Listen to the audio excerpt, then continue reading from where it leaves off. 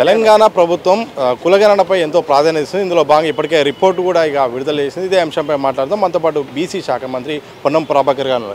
ఎన్నో అనుమానాలు, ఎన్నో విమర్శలు, చాలా ప్రతిపక్షాల దాడి. ఈ నేపథ్యం అసలు ఈ రిపోర్టు బయటికి రాదని కూడా ఒక రకంగా ప్రచారం. ఈ నేపథ్యంలో రిపోర్టు విడుదల చేయడం పట్ల బీసీ శాఖ మంత్రి ఎట్లా ఫీల్ అవుతున్నారు?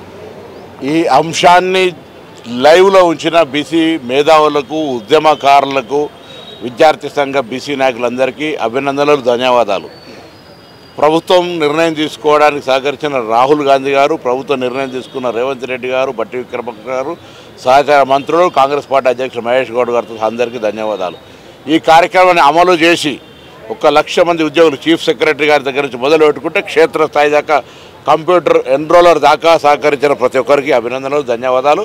ఇది ఒక పెద్ద చారిత్రాత్మకమైనటువంటి కార్యక్రమం. గత సంవత్సరం ఫిబ్రవరి 4వ తేదీ నాడు ఈ యొక్క కార్యక్రమానికి సంబంధించినటువంటి క్యాబినెట్ తీర్మానం జరిగింది.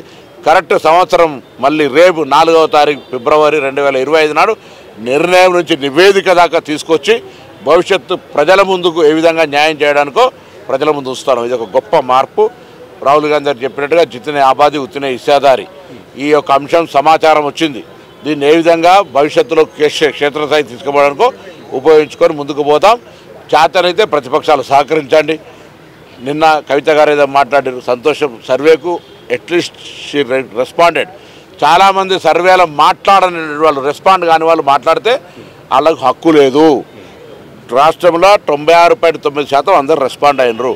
ఒక 3% కొంతమంది ఎవరైనా ఉంటే వాళ్ళు రాజకీయాల్లో ఉన్న వాళ్ళు ఉంటే వాళ్ళకి అసలు మాట్లాడే హక్కు లేదన్నమాట ఈ సందర్భంగా మనం. మంత్రి గారు, కొందరు బీసీ సంఘాలు అయితే అలాగే ప్రతిపక్షాలు కూడా బీసీ 60% పైన ఉన్న జీవనాన్ని 46%కు తగ్గించారని విమర్శలు. దీనికేం చెప్పారు? అట్లా ఎక్కడైనా మీకు ఎక్కడైనా తప్పుగా జరిగిందని ఆరోపణ చేస్తే ఇది పబ్లిక్ డొమైన్, ఆర్టీఐ కింద తీసుకోండి. ఎక్కడైనా మీకు అటువంటి మార్పు జరిగింది, తప్పు జరిగింది అనుకుంటే డెఫినెట్లీ యూ కెన్ ఎంక్వైర్.